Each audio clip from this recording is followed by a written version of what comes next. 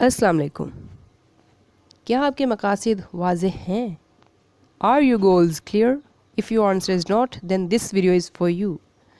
اسے ہم ایک چھوٹی سی مثال کے ساتھ شروع کرتے ہیں. وہ مثال کچھ یوں ہے کہ ایک مسافر نے رکشہ ڈرائیور کو پچھلی سیٹ پر بیٹھتے ہی کہا چلیں. ڈرائیور نے پوچھا کہاں جانا ہے؟ مسافر نے کہا کہ بس چلو. ڈرائیور نے دوبارہ پوچھا کہ کہاں جانا ہے؟ مسافر کا وہی جواب تھا کہ بس چلو، اور اس کے بعد نہ رکشہ چلا اور نہ مسافر کہیں پہنچ سکا. سبب بالکل واضح ہے کہ منزل کا ادراک نہیں تھا. جب منزل اور مقصد معلوم نہیں ہوتے تو کچھ حاصل نہیں ہوتا.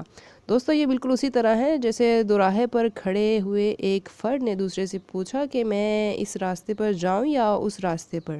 اس سے پوچھا گیا کہ آپ کہاں جانا چاہتے ہیں، آپ کی منزل کیا ہے؟ جواب آیا کہ یہ تو معلوم ہی نہیں کہ جانا کہاں ہے، مجھے اپنی منزل کا علم نہیں. تو اس کو جواب ملا کہ آپ دونوں راستوں میں سے کوئی بھی ایک منتخب کر سکتے ہیں، کیونکہ اگر منزل کا علم نہیں تو آپ اس راستے پر جائیں یا اس راستے پر کوئی فرق نہیں پڑتا. منزل کا واضح ہونا اور اس کے بعد مقاصد طے کرنا انتہائی لازم ہے، وگرنہ ہم اس شخص کی طرح ہو جائیں گے جس کو جانا تو کہیں اور تھا اور پہنچا کہیں اور، یا ہم بے منزل کے مسافر ہوں گے. ہماری اصل منزل تو اللہ تعالیٰ کی جنت ہے. اللہ تعالیٰ نے جن صلاحیتوں سے ہمیں نوازا ہے، ان کی بنیاد پر معیاری فیصلے طے کر کے اپنی اصل منزل تک بخوبی پہنچ سکتے ہیں.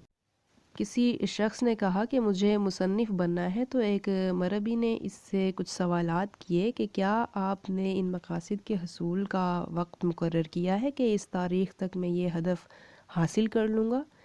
کیا ان مقاصد کے حصول کے لیے آپ نے عملی کوششیں شروع کر دی ہیں؟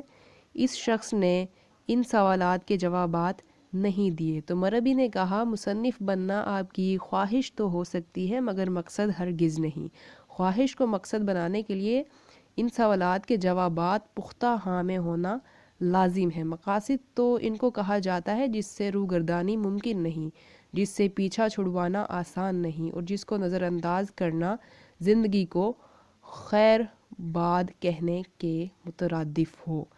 آپ کے ممکنہ مقاصد کیا ہو سکتے ہیں؟ مقاصد ایسے ہونے چاہیے جن کے متعلق آپ کو کامل یقین ہو کہ آپ ان کو حاصل کر لیں گے، جو آپ کی دلچسپیوں اور قابلیتوں کے مطابق ہوں، اور جن کو حاصل کرنے کی تگودو یعنی اسٹرگل سے آپ اکتا نہ جائیں بلکہ تسکین محسوس کریں.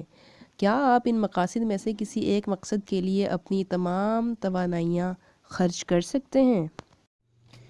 جیسے کہ علمی شخصیت بننا، مصنف بننا، ٹرینر بننا، کونسلر بننا، اپنے علاقے کا بہترین استاد بننا، بہت بڑا علمی ادارہ قائم کرنا، تحقیق کے میدان میں ایسا کام کرنا جو کبھی کسی نے نہ کیا ہو، ماہر نفسیات بننا، خدمت خلق کا کام کرنا، افراد کی دین پر ذہن سازی کرنا، اپنے بچوں کی دین پر قربان کرنے کی نیت سے تربیت کرنا، غیر مسلموں کو مسلمان بنانا وغیرہ. ان مقاصد میں سے کوئی ایک منتخب کریں یا کوئی بھی اور اعلیٰ مقصد ضرور طے کریں اور اس کے حصول کی کوشش کو سر فہرست رکھیں. ان مقاصد کے حصول کے لیے جو کام آپ کو کرنے ہیں ان کی فہرست بنائیں اور سختی سے عمل کریں. ان کے حصول میں جو غیر اہم چیزیں رکاوٹ بنیں ان کو دور کریں، اور جن کاموں سے آپ نے بچنا ہے ان کی فہرست بنا کر ان سے چھٹکارا حاصل کریں. 90 دن تک روزانہ رات کو 3 باتوں کے جوابات مختصر اپنی ڈائری میں نوٹ کریں. نمبر 1، آج میں اپنے مقاصد کے حصول کے حوالے سے کیا محسوس کر رہا ہوں. نمبر 2، آج میں نے کیا سیکھا. نمبر 3، بہتری کے لیے اپنے آپ سے عہد کرتا ہوں کہ میں یہ کام کروں گا. ان تینوں سوالوں کے جوابات اپنی ڈائری میں تحریر کریں. یہ مشق مقاصد کے حصول میں انتہائی معاون ثابت ہوگی، اور آپ خود اندازہ کریں گے کہ آپ اپنے مقاصد کی طرف بڑھ رہے ہیں یا نہیں. اور ان کچھ سوالات کے مثبت جوابات بھی آپ کے لیے مفید ثابت ہوں گے کہ مقصد کے حصول میں آنے والی رکاوٹوں کو ان مواقع پر چیلنج سمجھنا ہے یا مسائل اور بگاڑ سمجھنا ہے.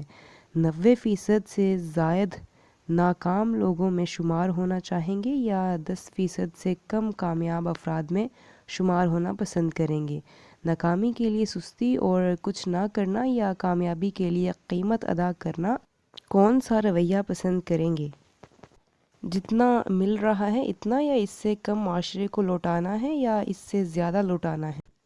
اپنے کام سے محبت کرنی ہے یا اپنے کام کو بوجھ سمجھنا ہے؟ تمام مشکلات اور نتائج کا الزام دوسرے عامل کو دے دینا ہے یا اپنے آپ کو ذمہ دار ٹھہرانا ہے؟ شکر یا شکایت، کون سا رویہ پسند کریں گے؟ لوگوں کی تنقید کی وجہ سے اپنے مقصد سے پیچھے ہٹنا ہے یا لوگوں کی تنقید سے یہ سبق لینا ہے کہ واقعی میں کچھ کر رہا ہوں؟